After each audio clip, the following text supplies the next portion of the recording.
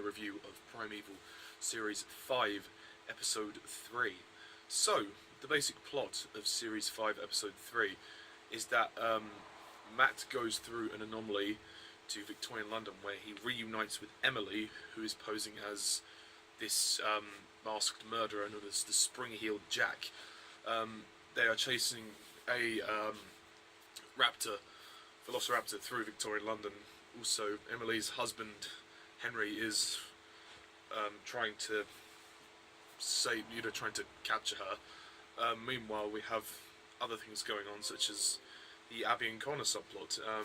April causes tension between Abby and Connor, and Abby tries to breaks into Connor's lab and tries to gain some information.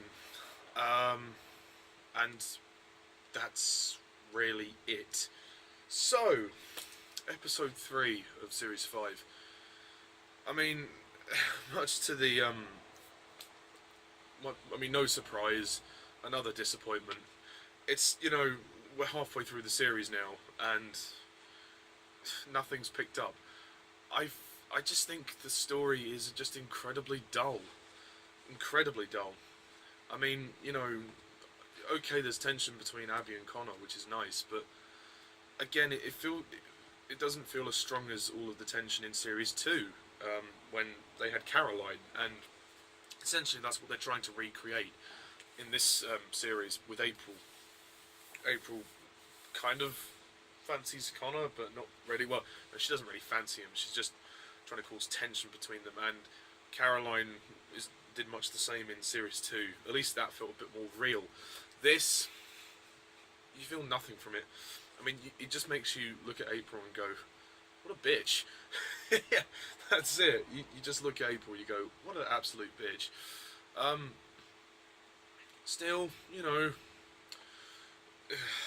and the absence of Lester is a shame. At least we don't get any comedy in this episode. Well, I didn't laugh at any of the jokes if there were any. And I just think bringing Emily back is very forced. I mean, I thought in Series 4 that she was basically just a damsel in distress. But, she contributed when she could, and, her story was done. It was fine. It was over by the end of the series. She went back. We never saw her again. And then bringing her back just seems really forced. It was like the writers didn't know what else to do. They ran out of ideas. She's a very dull character. I just don't care for her. I don't care for her in a situation with her husband and stuff and everything. He was a prick as well. And basically this whole episode is meant to be like a Matt and Emily centric episode. I don't buy the romance. I'm sorry, I just don't. I mean, for one thing, the acting is shit from Ciaran McMenamin, and the girl who plays Emily, I can't remember her name, but she's not very good either. There's no chemistry. What does she see in the guy? Like, he's so depressing. Like, so much for being a team leader when he doesn't... Sorry, I'm just checking my laptop. Hang on a minute. Sorry about that, I was saving a video, so I needed to make sure that my laptop wouldn't die out of charge. Anyway, one thing I do like about this episode is the whole setting in Victorian London. I'm okay with that, that's perfectly fine. But they don't do much with it, and, it doesn't... You don't feel anything from it. What they should have done was go down a more horror kind of route, which would have been interesting, because the only time Primeval have ever really done that is Series 3, Episode 2 with the Gremlin. That was really scary.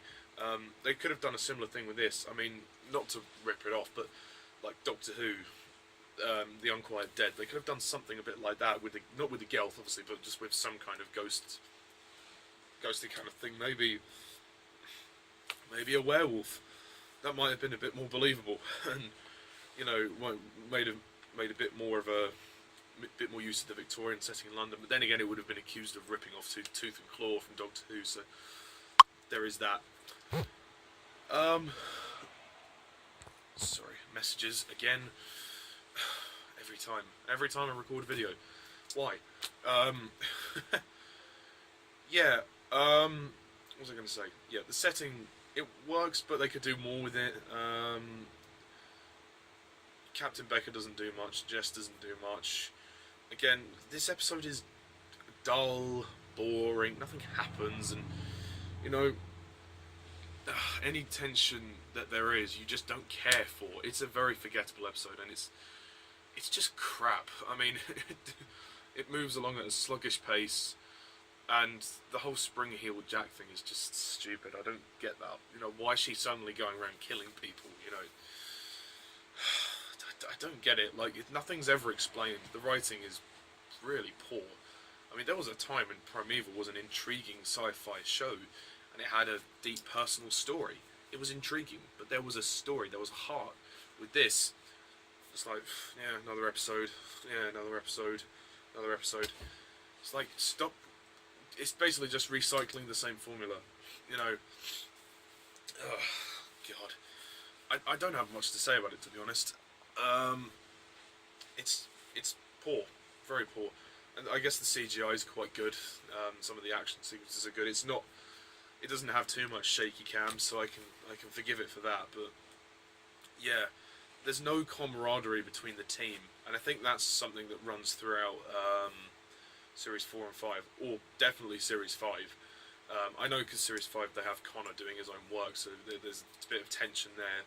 I don't mind that, but you don't really buy it. It's just another subplot, and it just feels really boring, to be honest. But yeah, there's no camaraderie between the team, because Matt Anderson is a terrible leader. Jess sits at the desk the whole time. Connor's off doing his own work. Abby's doing her thing. So there's a constant divide in the team, which I don't necessarily have a problem with. But throughout the series, you know, it's just like most of the time you see Matt, he's off on his own doing his own things. I mean, and they keep going on about him being bloody from the future. It's like, yeah, okay, but what did he see? You know, would have been helpful to know, but I don't know. Sorry, I'm just ranting a bit. I just don't really like this episode. And I say, I wish they hadn't brought Emily back. Nothing against the actress, it's just her character was done. It was finished. It was all sorted out by the end of Series 4, and forced.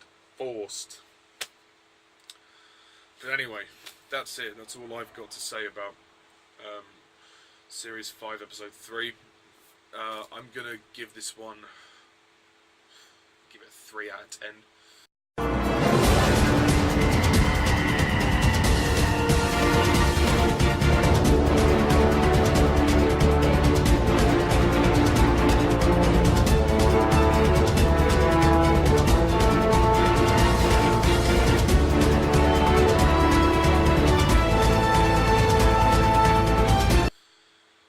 It's a 3 out of 10. It's crap. It's pretty rubbish. So yeah, tune in next time when I review episode 4. Until then, Primeval fans, thank you all for watching, and as always, I'm Mr. TARDIS11. See ya.